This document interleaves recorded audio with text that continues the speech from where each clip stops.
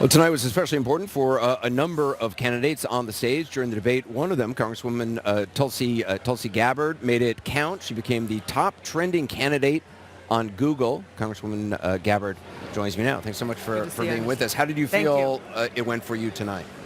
It was a good opportunity to have that platform to be able to address a lot of the major issues that we face. There's never quite enough time to get into these issues, but nonetheless, I think we were able to cover a lot. I want to play an exchange you had with Kamala Harris, Sure. Which obviously got a huge amount of attention. Let's watch.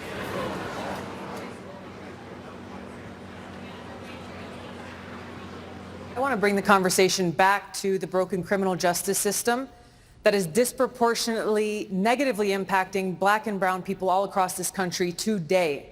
Now, Senator Harris says she's proud of her record as a prosecutor and that she'll be a prosecutor president, but I'm deeply concerned about this record.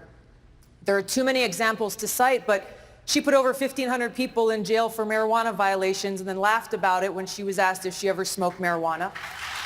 She blocked evidence. She blocked evidence that would have freed an innocent man from death row until the courts forced her to do so. She kept people in prison beyond their sentences to use them as cheap labor for the state of California. And she fought to keep cash bail system in place that impacts poor people in the worst kind of way. Thank you, Congresswoman. Senator Harris, your response. As the elected Attorney General of California, I did the work of significantly reforming the criminal justice system of a state of 40 million people, which became a national model for the work that needs to be done. And I am proud of that work. And I am proud of making a decision to not just give fancy speeches or be in a legislative body and give speeches on the floor, but actually doing the work of being in the position to use the power that I had to reform a system that is badly in need of reform. How did you feel that went? She never answered the question. She never addressed the issues that I brought up. And these are examples that have been widely reported and documented. I think the people deserve answers, given she said tonight a few times how proud she is of her record. Yet there are too many people in California who have directly suffered, families who've been torn apart, people who have individually been harmed because of the decisions that she made as Attorney General. You clearly, your team had done your research and had facts down.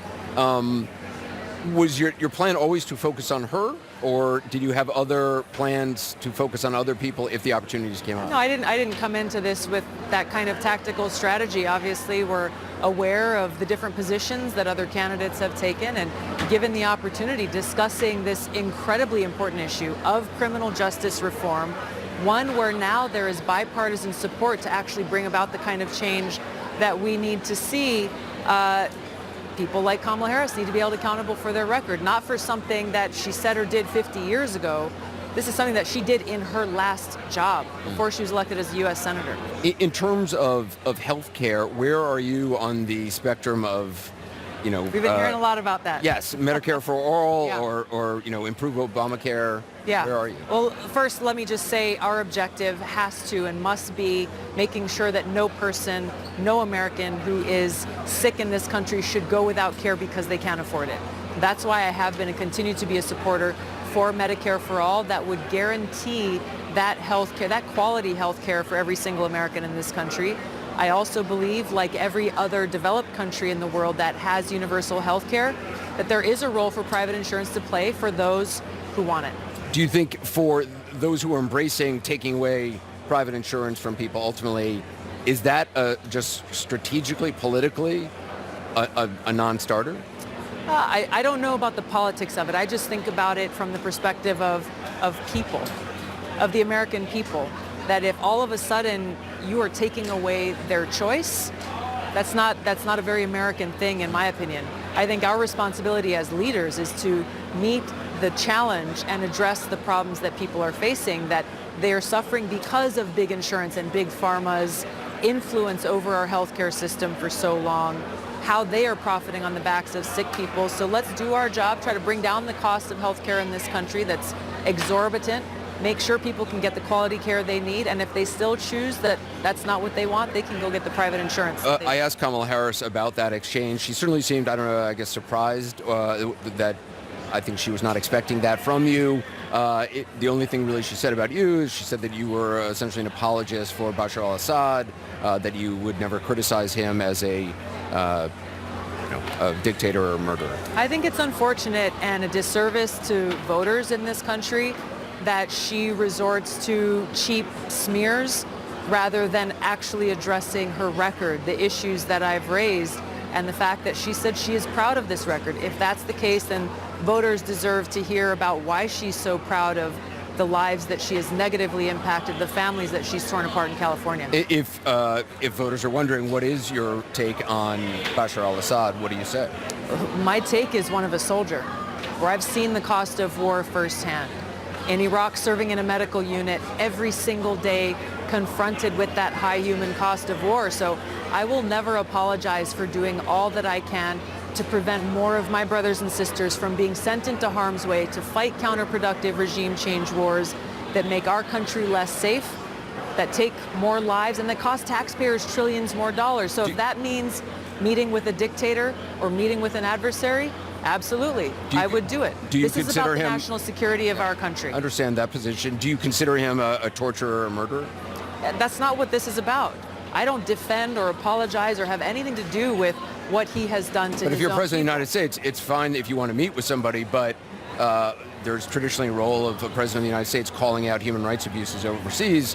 Bashar al-Assad is head of a regime which has disappeared many people as his father. Here's the way that I look at it, and the kind of leadership, the example of leadership that I follow is one where Kennedy met with and worked with Khrushchev to forge a deal that would keep the American people safe. Where obviously Reagan met with Gorbachev, Roosevelt met with Stalin, worked with Stalin, Nixon met with Mao. These are the kinds of leaders who think about things at a very practical and real level about how to keep our country and the American people safe. Stalin murdered 20 million people. That's my point, exactly. Right. Yet Roosevelt not only met with him, but he allied with him to bring about an end to that war. But I'm sure Roosevelt would have acknowledged that Stalin murdered millions of people. You don't want to. I don't dispute that. Again, my focus. But you won't say anything about that about Bashar al-Assad. I've been very outspoken about this before.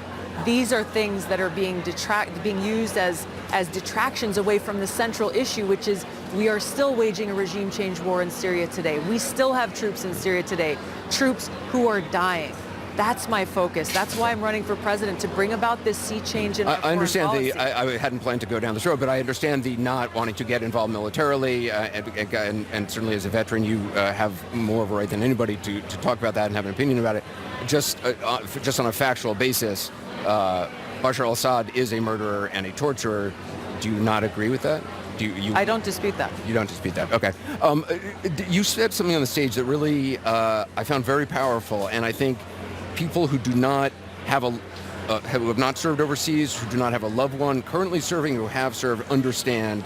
The word you used was betrayal. Yeah. Can you just talk to me a little bit about where you see that and how that motivates you?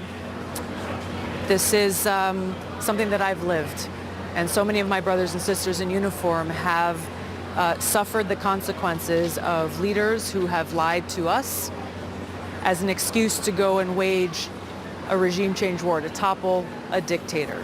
It was very intentional. Over 4,000 of my brothers and sisters in uniform were killed as a result of that. So this is why I'm so serious and so focused about bringing about the kind of change to our foreign policy that will end these wasteful wars, that work to end this new Cold War and arms race, all of these things making our country less safe, making the American people less safe, taking the lives of more of our service members, what to speak of the cost on the American people. Now, when I speak about betrayal, it's something that is continuing. We've seen it in Iraq and Libya and Syria, the cost and consequence of these continued regime change wars, and how this president, and I mentioned this briefly before I ran out of time, is continuing this betrayal through his direct and indirect support of al-Qaeda in places like Syria. Syria is in the city of Idlib. It is the headquarters for al-Qaeda. Now, Trump is still trying to overthrow the regime of Assad, and and he has threatened anyone who goes after al-Qaeda in this city of Idlib, where they are in control of the whole city, then he will use our military to go against whoever attacks him there. This is a betrayal to me, every single service member, every single family who lost a loved one in the attacks on 9/11, every single American. But that does sound like, I mean, a talking point of the Assad regime. I mean, the Assad regime has said this is just about the truth. I mean, Brett McGurk himself, who served under the Obama administration and again under the Trump administration, he was been quoted saying that al-Qaeda is stronger than ever before and their stronghold is in Idlib. So why is Trump then making threats to anyone who threatens to go after them in Idlib that he will use our military to go after them? How do you explain that? How do you explain that to the 9/11 first responders, people who are still dealing with the after effects of that attack on 9/11? I know some of the other panelists have some questions. Well, that's just more of a political question, but when Senator Harris was here, in addition to the Assad reference, she kind of, on stage, she turned her back to you. She wasn't going to answer your question. And here she said she's at 1% in the polls or whatever. One of the interesting things tonight during the debate was that you're running TV ads during the debate. You have yet to meet the threshold for the next one. Where are you? You're going to be there in September? We're working on it. We're an underdog campaign. There's no question about that. I appreciate being able to get in front of millions of people across the country to let them know who I am, the experience that I bring to this most important responsibility that the president has as commander-in-chief. How do you see Joe Biden and his record on crime, criminal justice, the crime bill of 1994? You clearly didn't go after him tonight. You chose to go after Kamala Harris. What was that choice about? And do you see him implicated in any way in terms of mass incarceration of black and brown individuals? Yeah, look, that crime bill was terrible. So many people's lives have been ruined because of it. I think Joe Biden has apologized for that and recognized he was wrong to do that. I think the difference here is Senator Kamala Harris has said over and over again how proud she is of her record as Attorney General, which, by the way, was the job she just had a couple of years ago before she became a U.S. Senator. So, look, rather than issuing cheap smears, voters deserve to hear from her about why she is so proud of this record that includes things that have directly harmed poor people, black and brown people in California, people who were kept in prison past their sentences, when their sentences were complete. Why? Because they wanted to continue to use them for cheap slave labor for the state of California. It's crazy. So can I ask you, if you had a choice between Joe Biden and a Kamala Harris, where would you be? My choice is for President Tulsi Gabbard. If the voters I choose understand. that. All right. And all right, let me try. And let me try another. You might have guessed it. Let me try another one on you, which is there are some Democrats who are complaining that the DNC is controlling the process too much. That if say you don't make it in the next debate, that's a death sentence for your campaign, and that the party should not be doing that. Do you feel that you're being treated fairly in all of this? That you can't be in another debate? I don't think the DNC or anyone else should arbitrarily start to pick and choose who they think should be the front runners in the race. That's up to the voters. Is that what they're doing? That's up to the American people. So we're working on continuing to build the support to meet those guidelines that the DNC has set. We're getting very close. We're almost there.